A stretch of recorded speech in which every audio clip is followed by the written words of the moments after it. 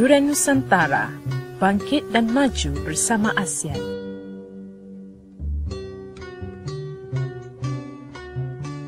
Selamat petang Kuala Lumpur, selamat petang Malaysia, selamat petang Nusantara. Bersama dengan saya pada petang hari ini, saya Nurbaya Hassan, melalui Radio Duran Nusantara Bangkit dan Maju bersama ASEAN. Dan untuk segmen ruang tamu kita pada hari ini, kami di Duran Nusantara akan memutarkan rakaman terhadap sebuah program bual bicara yang bertajuk Citra Seni Kesenimanan Ibrahim Senik. Program bual bicara ini dianjurkan oleh Pusat Seni Pentas Tradisional Aswara ataupun Putra yang sekali lagi membawakan program Gema Seni Tradisional untuk edisi tahun 2016 setelah Gema Seni Tradisional tahun lepas yang pertama kali berlangsung telah berlangsung dengan jayanya dan mendapat sambutan dan reaksi yang sangat menggalakkan daripada khalayak dan penggiat seni budaya. Dan untuk buat program bual bicara keseniman Ibrahim Senik ini, tajuknya Kesenimanan Ibrahim Senik ini, untuk pengetahuan para pendengar Duran Nusantara, Ibrahim Senik merupakan seorang tokoh yang diangkat atas ketokohannya dalam kesenian bertabik, kesenian tradisi lisan bertabik, dan tiga orang panel telah dijemput untuk membicarakan tentang tokoh ini dalam kesenian tradisi lisan bertabik ini. Panel-panel tersebut adalah dalang wayang kulit yang terkenal iaitu Adi Guru Cik Muhammad Nasir Yusof, tokoh muzik Encik Cik Seman dan Profesor Madya Datuk Dr. Baharudin Ahmad. Mereka bertiga ini merupakan kenalan rapat yang mengenali Ibrahim Senik sejak awal penglibatannya dalam tradisi lisan bertabik ini di Kelantan. Dan dalam sesi ini juga mereka akan mengimbau pengalaman dan kehebatan Pak Ibrahim ataupun Ibrahim Senik selain mengumpas mengenai seni bertabik dalam persembahan. Kita dengarkan putaran rakaman Citra Seni Kesenimanan Ibrahim Senik. Ruang tamu kita.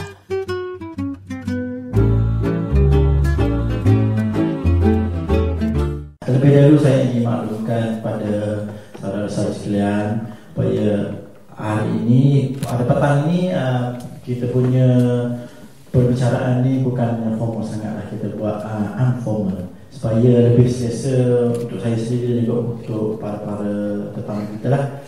Okey, tanpa membuang masa, saya ingin menjemput dan persilakan panel-panel kita. Yang pertama, saya jemput dulu Profesor Madya Datuk Dr. Baharudin bin Ahmad untuk ke kerusi untuk bersama kita pada petang ini.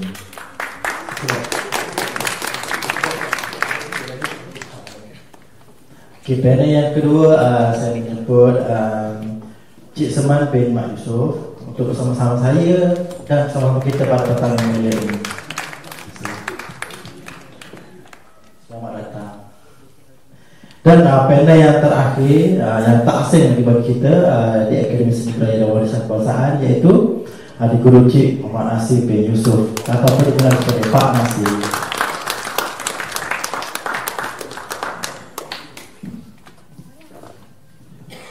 Okay, bismillahirrahmanirrahim. Alhamdulillah rabbil alamin wassalatu wassalamu ala asyrafil anbiya'i wal mursalin wa ala alihi wa sahbihi ajma'in.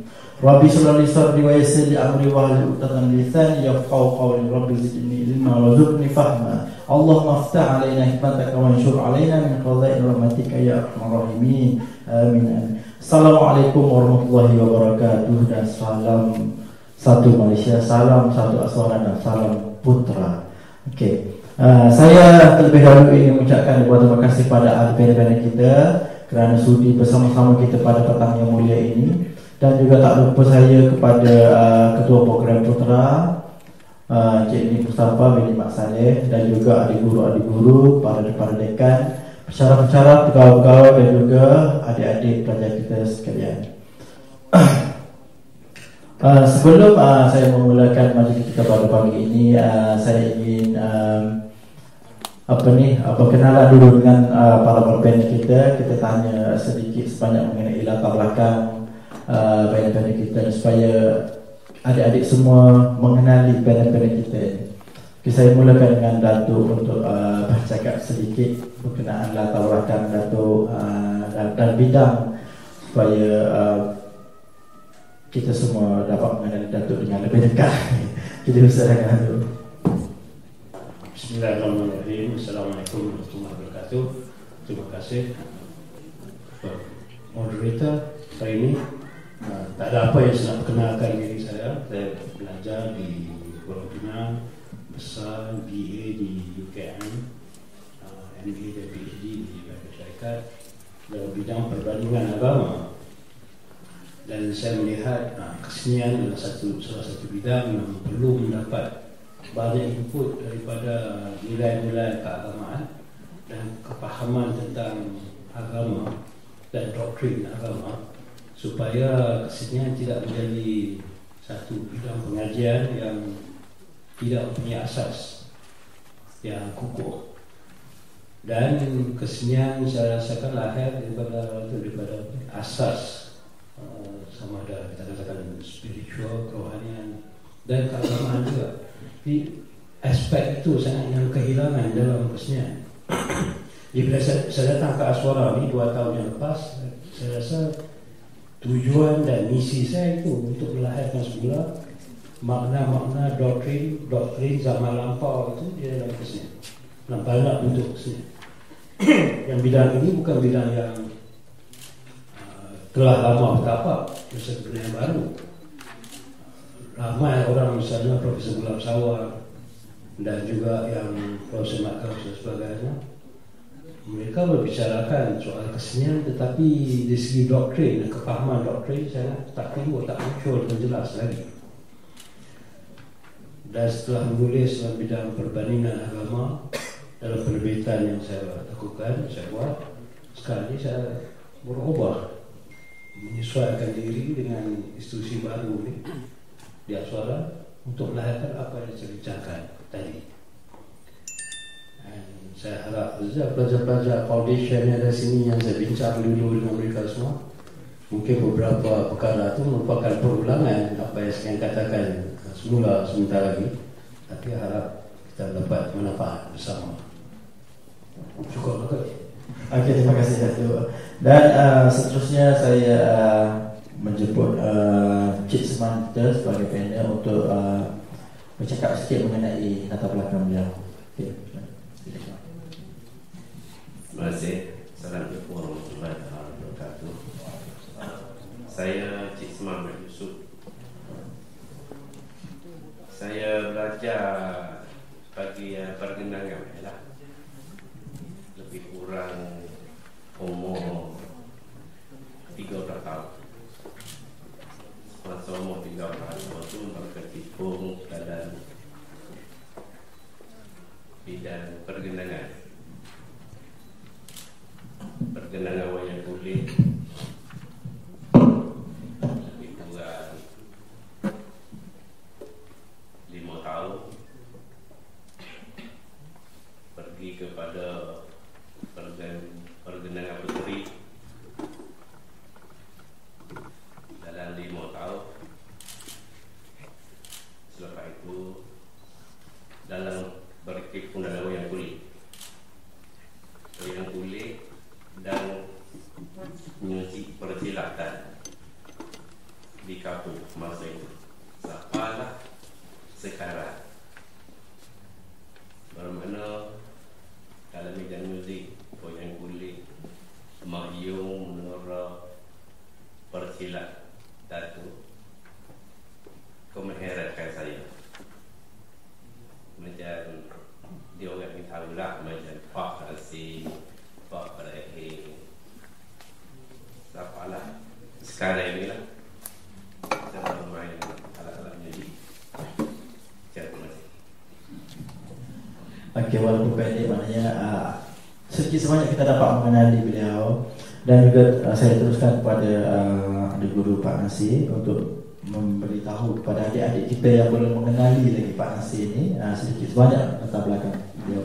Silakan. Bismillahirrahmanirrahim. Assalamualaikum warahmatullahi wabarakatuh. Kepada anak-anakku yang ku sayangi, kepada anak-anakku yang ku kasihi. Pak Nasir, nama penuh Cik Muhammad Nasir bin Yusuf. Pak Nasir mula berkimpung ataupun mula mengenali seni budaya tradisi Kelantan daripada umur 4 tahun. Daripada umur semuda itu, diasuh oleh seorang datuk iaitu arwah Saman bin Umar di kampung Bunuhan.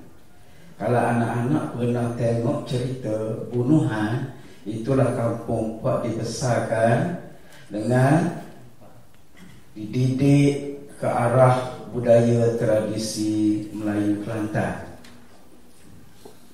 Jadi permulaan daripada umur seawal itu, makanya akhirnya Pak Nasir berhimpun dengan banyak budaya seperti mayung, peteri, menora.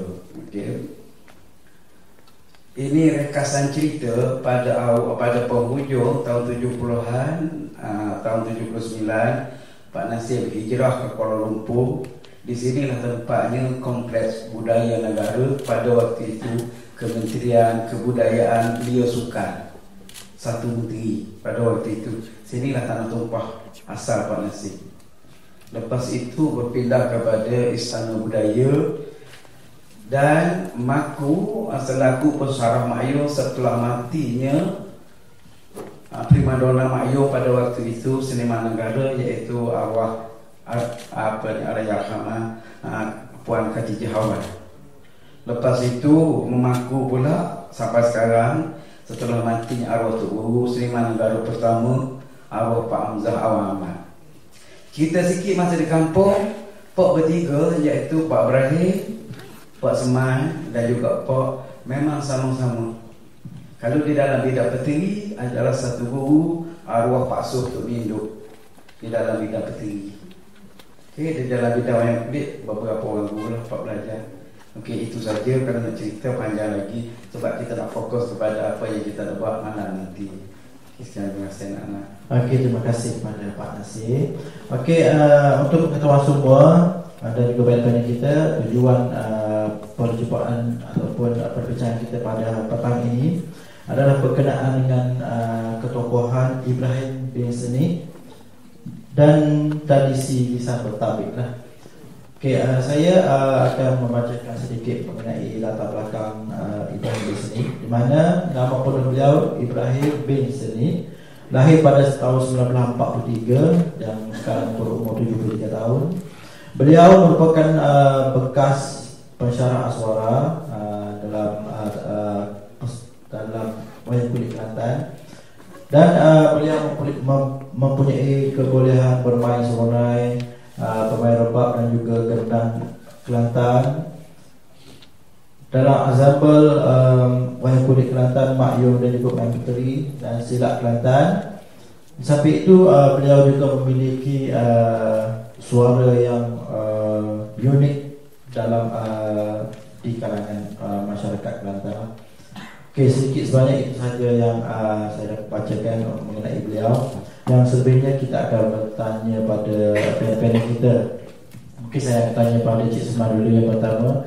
Saya kalau boleh nak tahu macam mana perjalanan hidup, contohnya Cik Seman dengan Ibrahim Seni, dengan Pak Hil lah, masa-masa zaman muda dulu, macam mana nak pergi belajar ilmu dengan Tok Guru ataupun apa-apa, kisah-kisah yang menarik lah untuk kami jadikan sebagai panduan kepada generasi muda yang mungkin tak akan alami pengalamannya pada zaman dulu dengan zaman yang moden sekarang ni.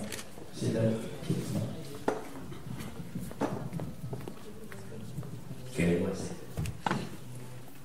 Saya masa itu lebih kurang 13 tahun saya mengenali Pak Ibrahim. Di kampung dia tu, atuk saya ada dekat situ, dekat kampung itu. Dengan di kampung itulah segala seni ada dari situ. Mayung, wayang kulit, peteri, silat. Saya duduk kampung sebelah tu lebih kurang dekat dengan 2 kilometer juga dengan kampung dia. Saya berulang kali pergi di rumah atuk tu, terdengar dia orang duk main silat apa puteri apa. Singgahlah saya kenalan. Boleh katakan saya semasa tu umur masa 13 tahun tu, boleh katakan rumah dia. Kampung apa tadi? Kampung Priuk. Priuk, Tumpak Kelantan kan? Ya. Selalunya di rumah dia lah, malam ke, siang ke. Ada satu lagi kawan tu dia dah meninggal dah. Rumah Pak Ibrahim, rumah dia lah, Pak tidur di situ, dapur di situ lah. Berminat ke permainan. Sebelum ni masa tu dapat pergenangan lah baru boleh pergenangan. Pergenangan Mak Yu Peteri. Ahmad Peteri. Nama Peteri. Dapat sikit tu. Selalu tu heboh. Main. Wak kami nak saat ni tu belajarlah silat. Separuh. Macam Pak Ibrahim sebagai abang, sebagai tu guru. Apa yang tak tahu kita tanya dia, dia bagi tahu apa macam ni. Ada tempat nak pergi main so apa dia dah dia tu kat dia. Jadi dia kata kita main silat. Lepas pada silat tu dia orang panggil puteri. Malam tu pergi Pak Puteri lagi. Main lagi. Kadang-kadang tak balik pun saya. Tidur kat rumah dia. Dapat balik tu pagi. Pagi. Waktu tu terlalu banyak. Dia punya puteri dengan silat. Wayang kulit. Masing dia semua tengah main tu. Puteri tu kata-kata wayang kulit. Minat wayang kulit. Main campur-campur lah. Dengar dia punya muzik, kita dah rasakan dekat telinga. Oh macam ni main. Ikutlah. Belum tu main jana. Tong-teng dekat 4-5 bulan. Main jana saja. Dah macam main jana tu kita terhati dia orang main alat lain. Secara tak rasa semua alat saya boleh main. Dalam panggung yang kulit. Daripada satu alat. Daripada satu alat. Semua kita boleh main. Kalau kita telinga, kita perhati dia orang main. Macam mana dia orang main. Macam ni. Boleh katakan kampung itulah tempat saya siang malam. Tapi kadang-kadang tak balik rumah mana. Duduk main. Okey, terima kasih. Itu. Maknanya kalau di sini maknanya daripada satu tu disebabkan kemahuan yang tinggi tanpa diajar dengan hanya melihat dengan mata ataupun mendengar dengan telinga sahaja, Cik Semar dapat belajar banyak alat muzik dalam di atas satu panggung lah maknanya. So di sini kita dapat lihat bahawasanya di situ ada kehendak, di situ ada kejayaan lah tentunya.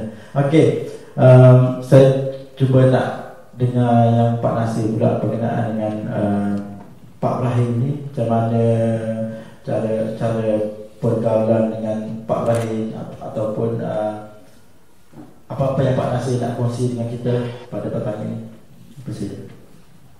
Okey, Pak Nasir ingin sambung sikit. Tadi ni pakar adik lah dengan Pak dalam muda dia lebih kurang setahun ke 2 tahun ke. Okey, dia masalah besarnya di kampung Priuk tu bukan masalah kan. Masalah bagi orang yang tak minat. Bagi orang minat sebab kampung Priuk adalah kampung seni. Kumpulan silat yang mengajar silat ada 2 tempat, bukan jauh. Macam sini satu kumpulan silat, Bank Negara ada satu kumpulan silat. Peteri ada 2 tempat kumpulan peteri. Rumah awal tu, rumah kita panggil arwah, ada satu peteri. Sebelum tu rumah arwah dah juga orang panggil Pak Wan Hitam. pun berdiri dalam satu kampung yang sama. Wayang kulit pun ada 2 tempat. Jadi kalau kita tidur malam tu memang tak boleh tidur malam. Sebab sekeliling tu dibunyi dengan semua tradisi. Jadi secara tak langsung, sebab itu orang kata sikit belajar banyak pandai. Itu sepatah kata Cik Seman tadi, belajarnya sikit tapi pandai cepat. Pasal apa? Sebab dia monopolikan benda-benda macam tu. Boleh kata kalau tengah hari pula ada sumber lain pula, kesenian tengah hari pula. Jadi di kampung tu dia kata kampung seni. Begitu. Lepas tu kalau kumpulan Melayu ni di situnya tak ada, sebab itu adalah orang Buddha minta maaf, orang beragama Buddha itu kan orang Siang. Tetapi tak jauh pun dengan kampung situ. Di kampung Terubak, dia dekat dengan tempat dia ada 2 kumpulan Melayu situ. Ada 2 ketua kumpulan, Elak dengan Eti. Lepas tu kubang panjang ada, Jubahka ada. Jadi kita ni sebab di dalam Melayu tu untuk main-main alat muzik ataupun untuk jadi pengatur ataupun lawak ataupun apa, kebanyakan terdiri daripada orang Melayu. Jadi di situlah. Okey, sikit tadi Pak Nasir lupa. Yang sebenarnya Pak Nasir tidak boleh lupa jasa orang ini. Ada seorang hamba Allah inilah yang bawa Pak Nasir dengan Pak Berhei berhijrah ke Kuala Lumpur pada era pertengahan tahun 74. Pada waktu itu musim terhujung. Sebabnya daripada kampung Jawa Pak nak pergi rumah Pak Nasir tu, banyaknya kita kena pijak seluk lah gitu. Jadi hamba Allah ini tanpa lekat kereta tengah jalan, tak boleh jalan lekat dengan seluk, dia jalan kaki. Inilah dia yang ketua putera kita, Cik Nik Mustafa apa ni misalnya. Inilah dia. Jadi pesanan Pak Nasir ini kepada anak-anak, walaupun pada pihak Pak Nasir dulu sangat susah. Sepatah kata Cik Seman tadi, belajar kadang-kadang di situ kita belajar, di situ dah juga tempat kita tidur, damankan minum. Dan tu tak menghalang kita. Kadang-kadang kita bawa ubi kayu, kadang-kadang kita curi ubi kayu tu, pergi rumah Tok Guru. Dan kita tak tanam ubi kayu, kita curi ubi kayu, kita pergi rumah Tok Guru. Lepas tu belajar menyanyi, belajar gendang, belajar nyanyi. Tok Guru tanya, ni kau ambil kat mana? Ni, walau dia curi pun. Belajar teri tu Pak Nasir, Pak Seman, Pak Berhei sampai pagi. Balik tak balik kat orang azan subuh baru balik. Sampai macam tu. Toslet tak ada, tak mampu nak beli toslet. Pakai apa? Pakai daun kelapa kering. Kita ikat bagi panjang, nak balik kita cuci api. Belajar tentang seni, melibatkan tayul-mayul, hantu-hantu. Tapi nak balik takut hantu. Tunggu balik lagi. Sampai macam tu. Kita seni tinggi ni, kita tetap tayul-mayul, tapi takut. Begitu anak-anak. Jadi pesan nampak kepada anak-anak, zaman anak-anak ni zaman sangat canggih, zaman sangat global, zaman sangat senang. Sangat senang untuk nak menuntut ilmu, walaupun dalam bidang apa pun, belajarlah bersungguh-sungguh. Itu pesanan. Terima kasih Pak Nasir. Okay, daripada cerita kedua-dua panel kita ni, saya tertarik dengan yang tadilah, maksudnya belajar sikit tapi pandai banyak. Orang zaman sekarang ni belajar banyak, pandai sikit. Itu masalah yang selalu kita hadapi lah. Saya rasa mungkin Datuk boleh urai kot pemikiran orang dulu dengan orang sekarang, ataupun cara orang dulu dengan orang sekarang, yang menyebabkan belajar sikit dapat banyak, yang sekarang belajar banyak dapat sikit. Mungkin saya rasa mungkin Datuk boleh urai sedikit tu berkenaan dengan itu.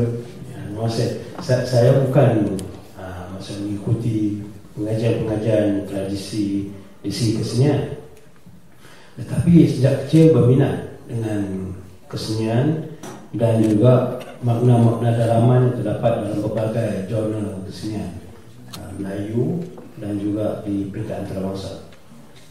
Nak belajar berperkataan Jawa ajar, ataupun beradab dengan guru, takdib. Takdib itu maksudnya pendidikan.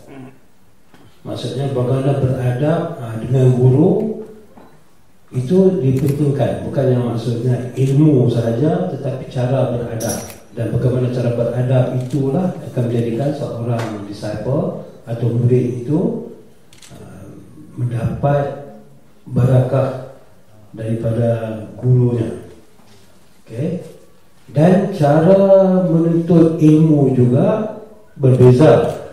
Tak ada peperiksaan akhir semester, tak ada grade, tak ada fail, tak ada pass.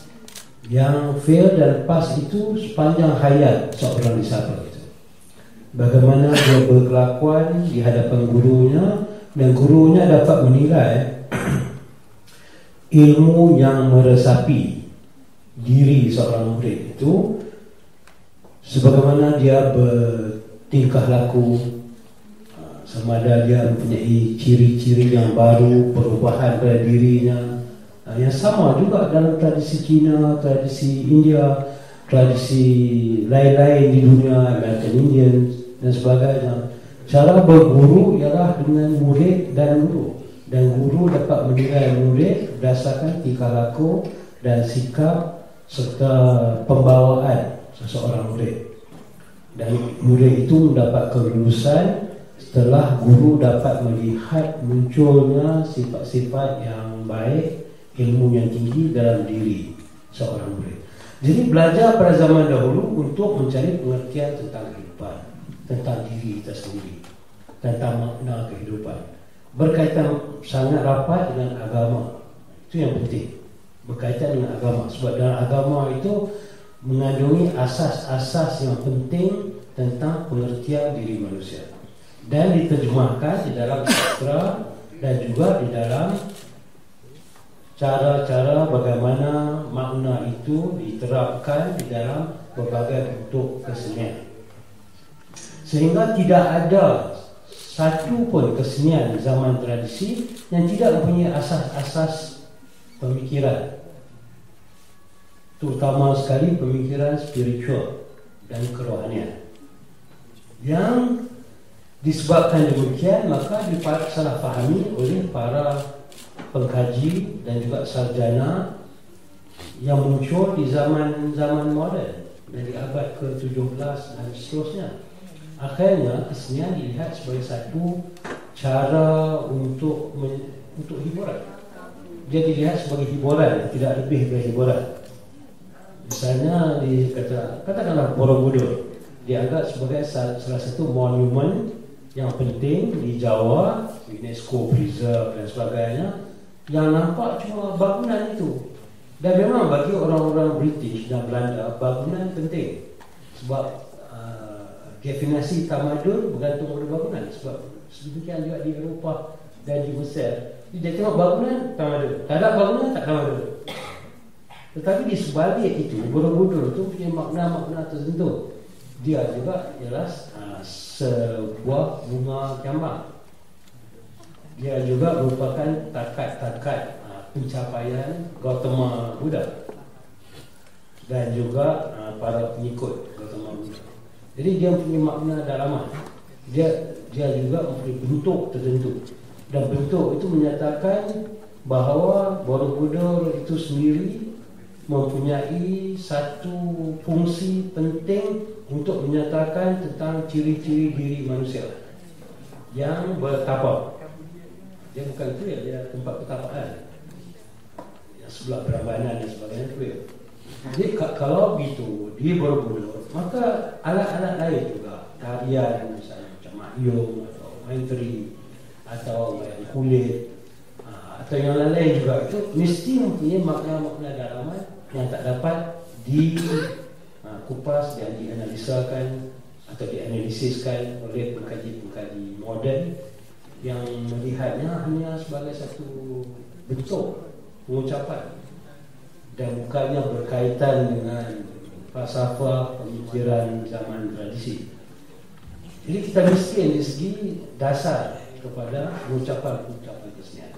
Jadi pada zaman dahulu orang mencari sesuatu untuk mencari makna diri. Sekarang ni orang mencari hanya untuk dikatakan mencari ilmu. Normally kita mencari ilmu itu bukan jadi ilmu pun, tak jadi sebahagian daripada darah daging kan. Dia macam mana jadi ilmu kan? Ilmu has to be part of us, baru dia jadi ilmu. Dalam bentuk ilmu, ain, lam, mim itu ada makna yang sangat mendalam. Maka ain, lam, mim dan sebagainya. Jadi cara menuntut ilmu memang tak sama lah antara orang zaman dulu dengan orang zaman sekarang. Dan sebenarnya kita harus sedikit sebanyak kembali semula kepada cara berilmu manusia zaman yang lampau. Sangat penting.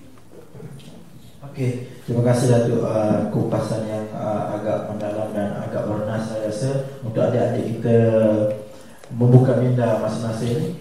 Okey, saya tertarik tadi dengan adab berguru. Maknanya orang dulu dengan orang sekarang lah, mungkin satu perbezaan lah, yang perbezaan yang amat besar saya rasa. Kalau dulu kita pergi cari tuk guru, sekarang ni tuk guru cari anak murid. Contohnya macam tu lah. Kenapa tidaknya kalau adik-adik zaman sekarang ni cikgu ada dalam kelas 15 minit dia tak sampai lagi, cikgu nak mengajar dia.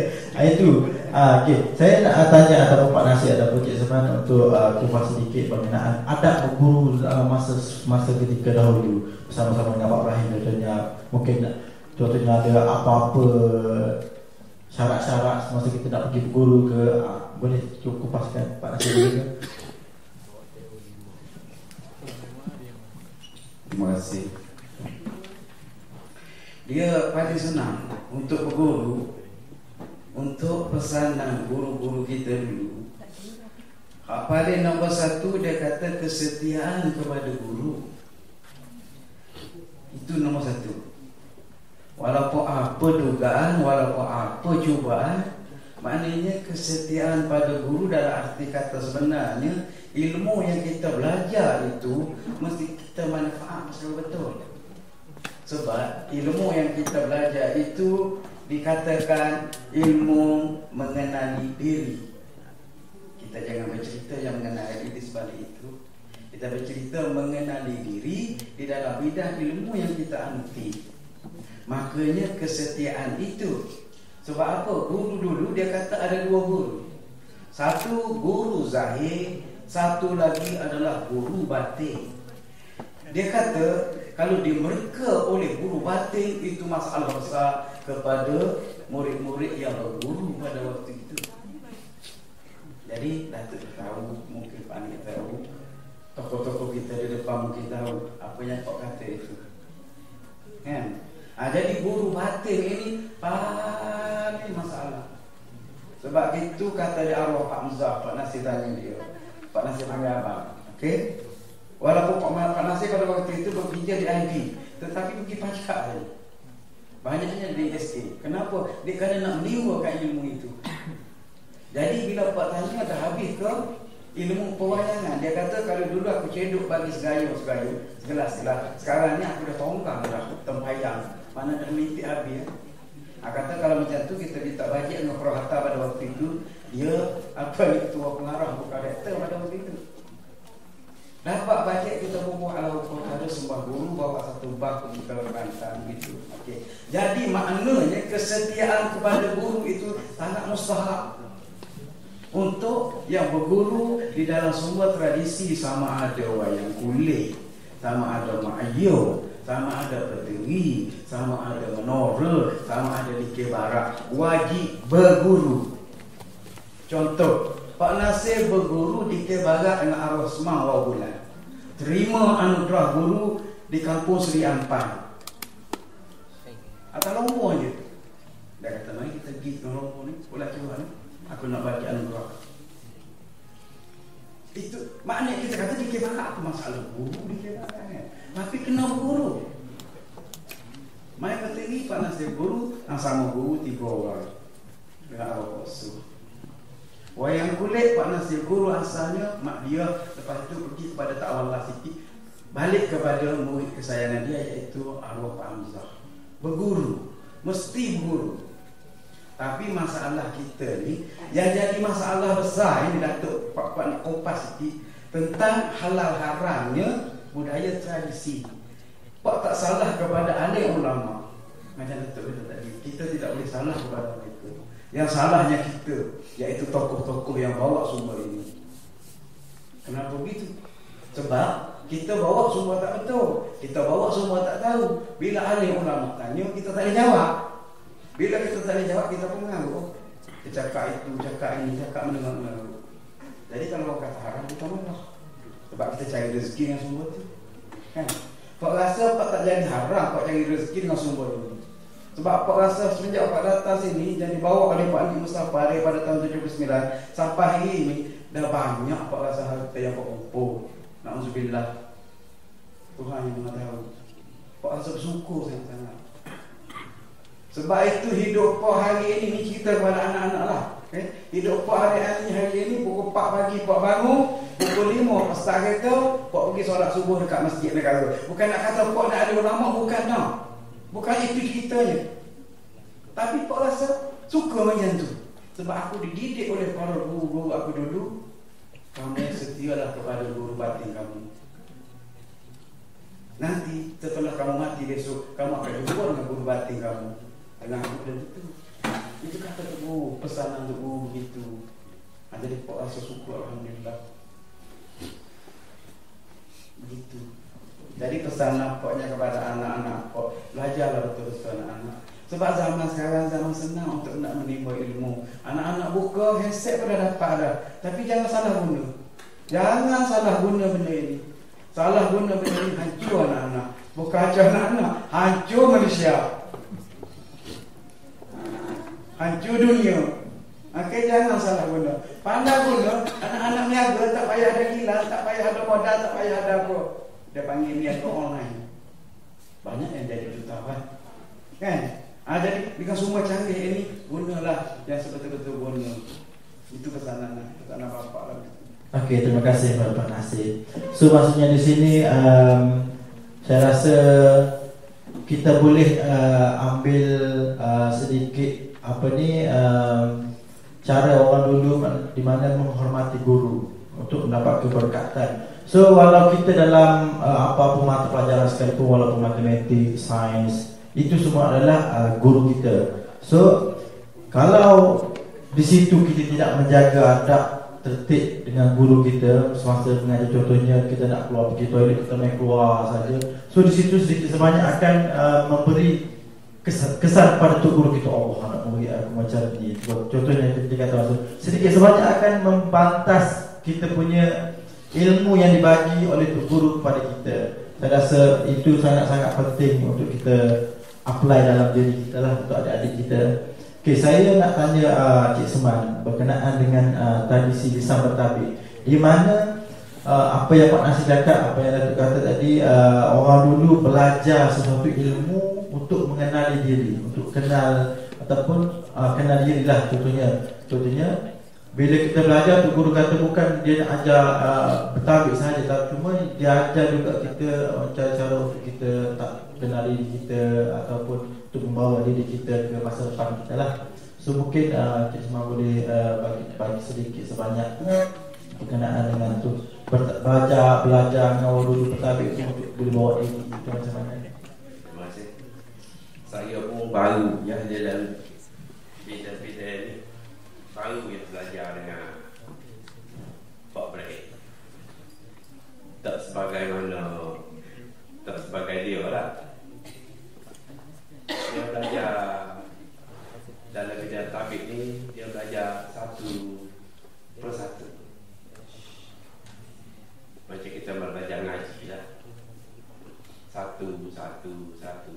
Pasal payah nak ingat nak mengapa tu pembacaan tu dalam bidang tabik tu. Itulah yang belum ceritanya. Satu persatu tu maksudnya dalam tradisi bertabik sendiri, satu persatu bermaksud perkataan ataupun rumah-rumah yang ada dalam tu. Contohnya dalam segi perkataan lah. Selain daripada tradisi bertabik tu, masa Cik Seman pergi belajar wayang kulit ke ataupun mak ayung ke, apa yang guru bagi tahu mengenai dengan diri kita? Contohnya ada tak kaitan lah, contohnya kaitan tu ada. Boleh ke berkongsi dengan kita pada petang ini? Kaitan saya dari segi wayang kulit, dulu saya belajar lah sikit-sikit lah, dan tak usah secara banyak sangat dibuktikan. Memang ada, dia bersambung dalam segi ke arah keagamaan, segi wayang kulit. Tapi tak boleh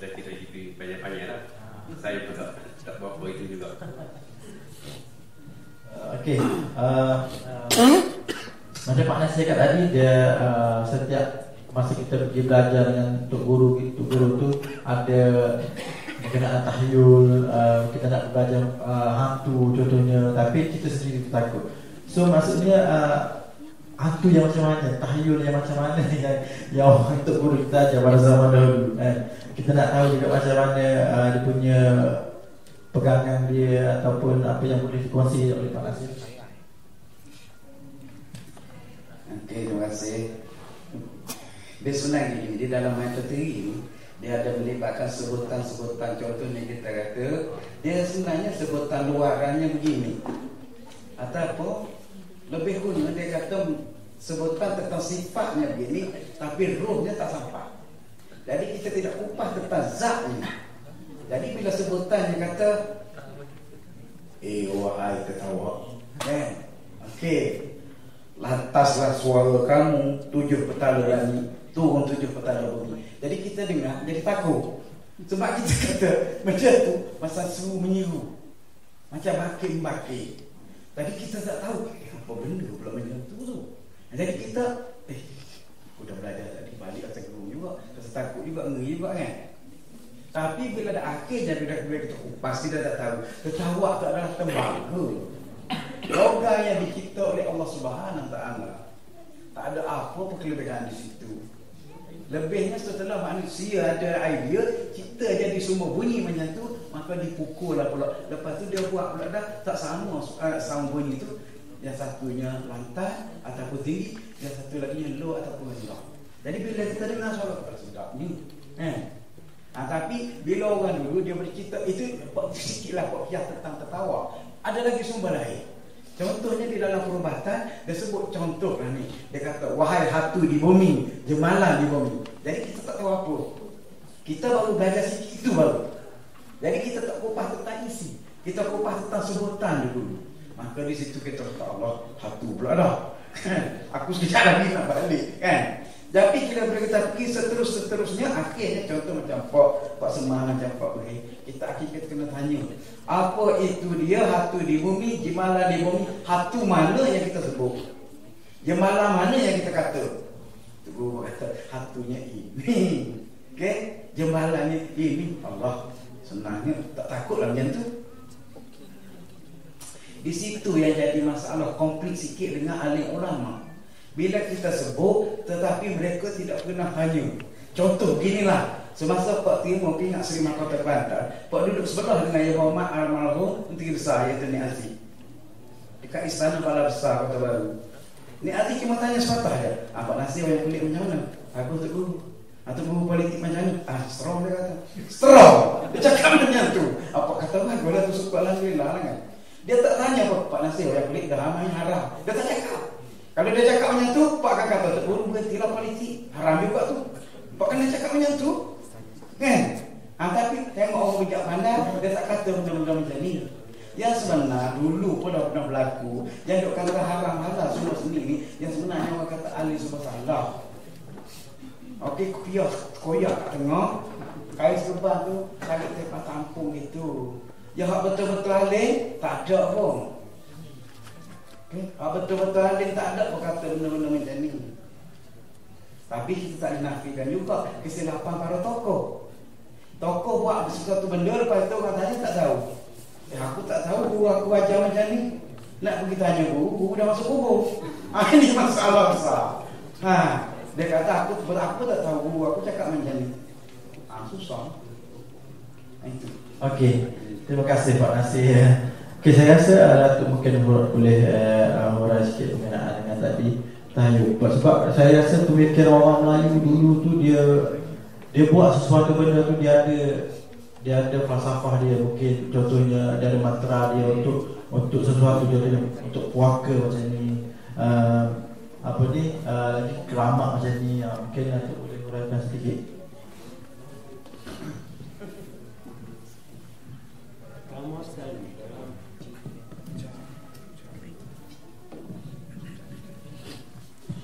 Dalam tradisi pemikiran bukan Melayu saja, Asia dan dunia keseluruhan, ilmu sifatnya berhierarki, bertingkat-tingkat. Dia tak satu saja. Alam pun bertingkat-tingkat. Diri manusia pun bertingkat-tingkat. Semuanya ada tingkat-tingkat, kan? Semua guru berasal daripada guru sebelumnya, dan guru sebelumnya, dan guru sebelumnya, guru sebelumnya, akhirnya kepada Rasulullah. Di semua ilmu berasal daripada Sayyidina Muhammad Rasulullah. Dan Sayyidina Muhammad pun asal daripada semua Nabi. Tapi manifestasinya yang penghabisan. Maksudnya dia ada di peringkat essence, origin, dan dia manifest dalam bentuk jasad kemudiannya. Mi'raj pun begitu, dia pergi, dia jumpa Nabi satu. Banyak lapis. Tapi dalam banyak lapis tu ada 7 lapis. Dan tradisi Cina 7 lapis, tradisi India 7 lapis, American Indian 7 lapis, Melayu pun 7 lapis. Semua 7. Pasal apa bersamaan di seluruh dunia? Itu menjadi satu persoalan yang besar. Siapa belajar daripada siapa? Itu jadi masalah. Yang masih pada universal. Tak nak siapa belajar daripada siapa. Dan martabat 7 di sana pun martabat 7 juga, di sini pun martabat 7.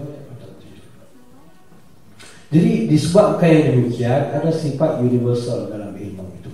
Di dalam martabat 7 itu adalah, maksudnya takah-takah kejadian yang bersifat fizikal dan non-fizikal, termasuklah misalnya jin dan hantu, jembalang, pengikut-pengikut pada jin. Ada peringkat haiwan, ada peringkat tumbuhan, ada peringkat manusia, peringkat malaikat. Di semuanya ada peringkat-peringkat. Jadi jiwa manusia ni dia katakan semangat. Semangat tu kalau bahasa Arabnya dikatakan nafs. Nafsul mutmainnah, nafsul lawamah, nafsul haiwaniyah. Nafs dalam bahasa Melayu semangat. Yang tinggi bersemangat tu apa dia? Nyawa. Kalau dalam bahasa Arabnya nafs dan roh. Roh itu sempurna. Tapi semangat atau nafs atau nafas dalam Hebrew, dia tidak sempurna, dia bertingkat-tingkat. Jadi setiap satu tu dihuni oleh makhluk-makhluk tertentu. Itu bentuk pemikiran tentang kosmos. Dan kosmos tu adalah diri manusia. Sebab manusia itu mikro, alam sarir, alam yang kecil. Sedangkan alam keseluruhannya alam yang besar. Jadi mempelajari diri juga pelajari alam keseluruhan. Mempelajari alam keseluruhan juga pelajari diri. Dia tak boleh tak berlari. Jadi kalau kita tahu diri kita tahu kejadian keseluruhan. Kalau kita tahu kejadian, kita tahu diri kita sendiri. Itu yang tak ada dalam modern science, modern knowledge. Tak ada dalam bentuk begitu. Dia cuma ada fizikal. Dia lama-lama orang boleh cari alam lagi, cari alam. Lama-lama sampai ke atom. Dan sampai kepada atom, sampai kepada particles daripada atom. Dia tetap fizikal, dia tak boleh jadi non-fizikal. Sedangkan manusia, even emotion pun non-fizikal. Emosi pun dah bukan fizikal lagi dah. Perasaan bukan fizikal, cinta bukan fizikal, marah bukan fizikal. Tetapi dicari juga elemen fizikal untuk membuktikan marah pun fizikal. They go to the brain and so on. Oh, brain ni keadaan dia macam ni bila dia marah. Adakah brain tu yang mula atau marah yang mula menjadikan brain tu begitu? There's no answer yet. Dia kata bentuk otak manusia ni jadi macam ni disebabkan dia marah, ataupun disebabkan dia marah maka bentuk otak dia jadi begitu.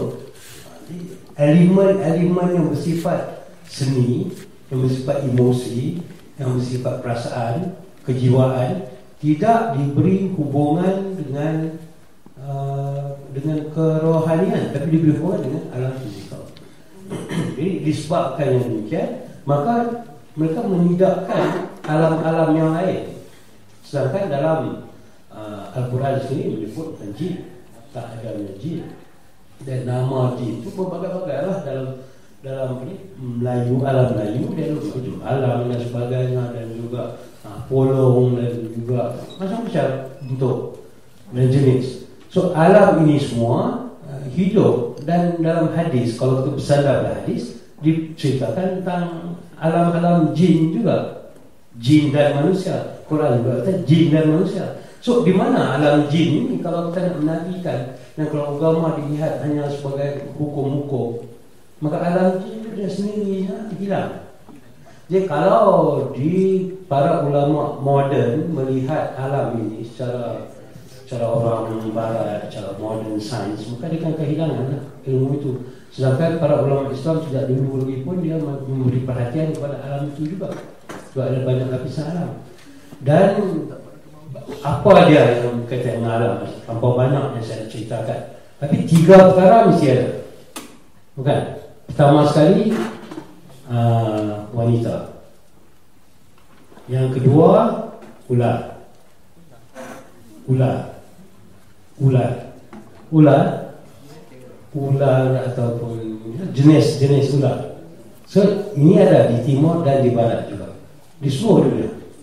Ada ular satu, ada wanita, mother goddess. Yang ketiganya ialah pokok. Ini pokok. Jadi kita ada pokok tarian Terengganu tu, tarian Sabah. Pokok Sabah, gunungan, pokok beringin, pohon beringin. Dalam Buddhist teaching dia kata pohon Bodhi. Kalau dalam Chinese tradition pun pohon juga. Kalau dalam American Indian tradition dia kata pokok Chiba.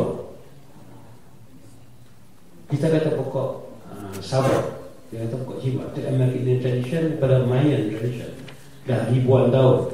Jadi pokok sebagai lambang yang utama kepada kejadian alam. Kejadian alam ibarat pokok. Mungkin juga manusia pun macam pokok juga. Satu benih menjadi sebuah pohon. Dan seluruh kosmos juga ialah sebatang pokok. Sebab itu penjumpaan kepada benda-benda yang unik, misalnya Musa berjumpa Tuhan di sebalik pokok, ataupun maksudnya the Lord tree of the upper hand in English, Sajaratul Muntaha juga pokok. Di pokok kejadian. Eve juga, Hawa juga makan daripada pokok. Juga kejatuhan pokok juga. Dan agama Buddha pun pokok juga. Gunungan juga pokok. So pokok jadi simbol yang pertama. Yang kedua saya kata tadi mother goddess ataupun perempuan. Yang ketiga ialah ular. Jadi ular ni yang mengelilingi pokok, pusing ni pokok. Dan setiap satu takah ular tu menunjukkan ada satu alam tertentu. Jadi semua alam ada di dalam pokok tersebut. Dan benih, buah dan biji kepada pokok itu akan menjadikan pokok yang baru. Pokok yang baru. Hidup kita sebagai pokok, hasil hidup kita akan menjadi pokok yang baru di alam tersebut. Jadi tak ada masalah lah kita faham kosmos secara itu kan. Jadi kalau kita kata kosmos itu cuma seketul globe, just a globe, dan itu jadi masalah lah. Apa cerita pokok, lalu pokok, benih dan sebagainya. Jadi kita harus memperbaiki dan menulis semula kosmos Melayu dan kosmos tradisi yang boleh menghubungi kita dengan pahaman kosmos, doktrin kosmos yang universal. Dan itu akan menghubungkan orang Melayu dengan seluruh masyarakat dunia semula. Boleh.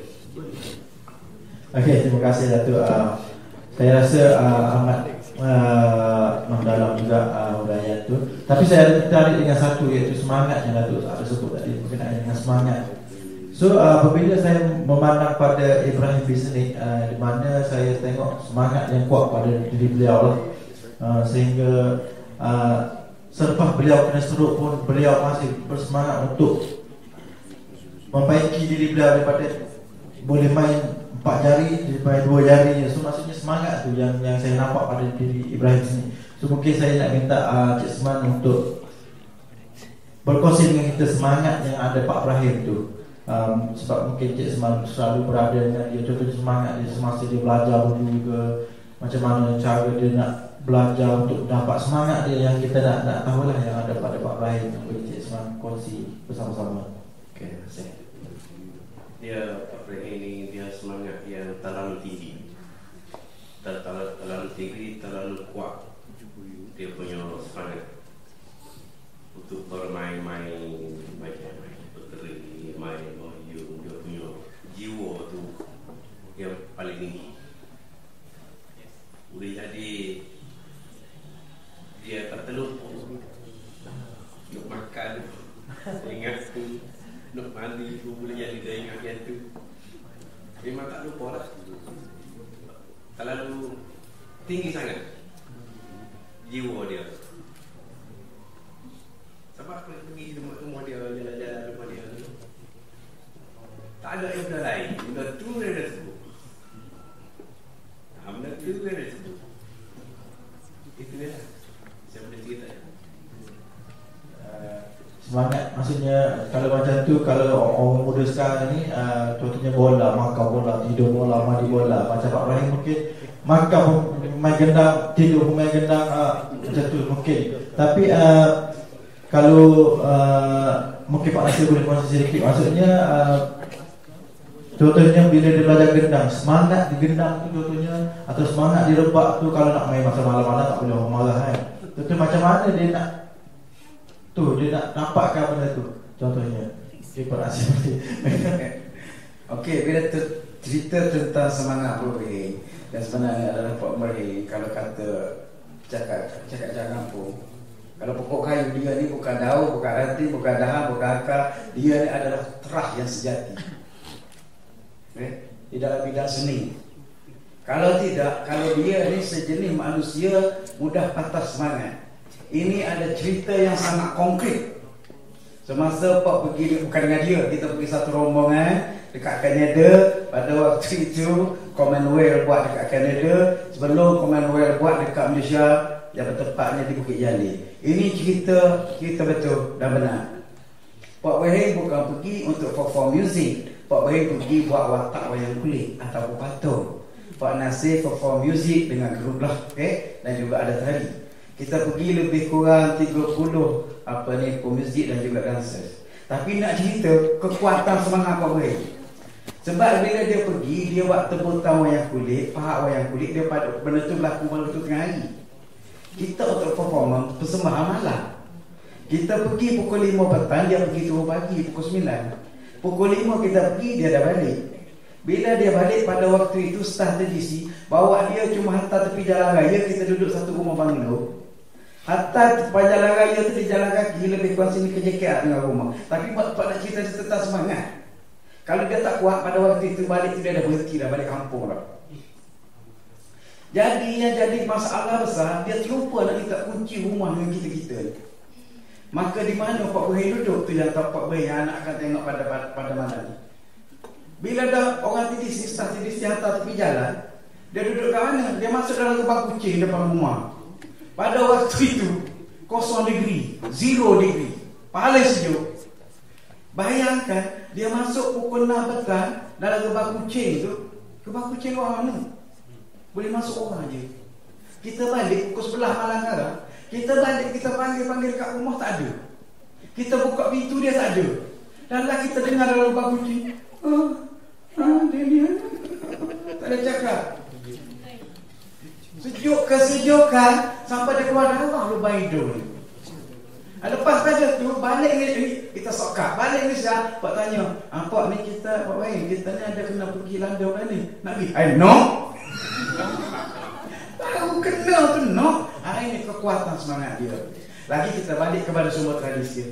Rumah dia daripada dulu sampai sekarang tak pernah putus alat muzik yang dia buat. Dekat dia nak pencet, dia buat dekat 2 Guni Sungai. Pak tanya, nak buat apa dah nak pencet lah ni? Simpan. Orang nak beli boleh jual. Jadi mana semangat dia cukup kuat. Walaupun dia kena stroke, dia main. Walaupun 2 batang jari dia main. Jadi bila Pak tanya dia, baru 2-3 hari ni kita pergi interview rumah dia dengan Cik Kem. Pak tanya, Cik macam mana ni kena stroke? Tak apa, kita reda terpuji yang Tuhan. Tuhan bagi tu molek belaka. Comel semua. Siapa macam tu? Pak kata baguslah macam tu. Yang kita kena reda. Sebab Tuhan bagi tu semua yang cantik, semua yang indah. Tapi seni tetap seni. Pak tanya boleh kan nak buat upacara bertabik ni? Sebab tabik ni tak pernah buat di Kuala Lumpur. Berteri banyak kali. Tahun 83 Pak buat dekat komplek budaya yang ada berteri. Bertabik tak ada. Dekat sini dah berapa kali berteri. Tapi bertabik kita tak pernah buat. Jadi malam ni nak kita buat upacara bertabik. Dan nanti kalau anak-anak rasa ada persoalan, ada rasa kemuskilan, tanya. Pak Beri, apa macam ni? Pak Nasir, apa macam ni? Pak Semang tanya. Kalau kita tak ada jawab, halau je kita sendiri. Tak apa. Okey, kita. Menarik juga tu. Tapi saya bila Pak Nasir sebut pasal pergi rumah Pak Ibrahim, Tumurang Hadia, saya teringat satu yang dia kata semangat dia semasa nak belajar suruna itu. Masa tu tak ada suruna. Mungkin Pak Nasir boleh kongsikan sedikit macam mana dia nak belajar suruna, macam mana dia nak belajar tebak. Sedangkan alat tak ada masa tu. Okey, begini ya. Pak Ibrahim ni punya kuat tak kuat dia cinta jadi dia kepada semua muzik. Serunai apa yang sini tak ada serunai. Serunai yang kita tahu buat daripada batang kayu. Tetapi Pak Ibrahim belajar dengan batang padi. Batang padi itu kecil aja. Besar ini lebih kurang panjang tu. Dia sepak sikit depan ni, dia toreh sikit depan. Orang panggil buat kelidah. Lepas dia tebuk 2 lubang, dia bertiup. Dia bukan bunyi apa, bunyi ngone. Siang malam. Kalau berhenti pun setelah arwah bapak dia, arwah seni. Dah. Ni nak ngorek ni. Awak kelihatan maghrib ikut cakap takut. Berhenti. Lepas maghrib tiup pula. Dah. Pukul 12 nak tidur dah ni. Dia berhenti. Dia bermula dengan batang padi. Okey, lepas itu dia cuba nak belajar rebak. Dia mula dengan rebak tengah saya ada rebak tu, okey. Tempurung rebak tu ataupun balut ataupun tembalan dibuat daripada kayu. Tapi dulu dia pakai tepung kelapa. Jadi bila balut tembalan tempurung tu buat dengan tepung kelapa, tahu dah bunyi macam mana kan? Mungkin bunyi ye. Tapi itulah dia asal. Dia memang manusia sangat tekun. Kok heran dia. Tapi kita tak boleh heran juga sebab arwah moyang dia memang orang panggil dukun besar. Okey. Begitu juga arwah bapa dia Tok Teri, maknanya orang seni, berdarah seni. Tapi di sebelah bapa. Dia ni memang orang ni lah, keturunannya bagus sangat. Okey, mungkin Cik Semang boleh kongsi sedikit berkenaan dengan Pak Ibrahim tadi, berkenaan dengan semangat daripada suruna batang padi, daripada rebak tempurung, macam mana dia boleh sampai dia boleh buat sendirilah alat muzik suruna, alat muzik rebak tu. So macam mana dia punya proses, dia punya pembelajaran dia, mungkin Cik Semang boleh kongsikan sedikit. Itu dulu dia tak ada di benda senai kayu. Budak saya sekali di dulu tiba macam padi juga. Yang lama yang sama. Padi tinggi tu, bukan padi sekarang ni. Dulu batang padi. Padi apa tahun dulu? Dulu apa ni padi morok. Padi morok. Padi itu dah paling tinggi. Batang bergerak.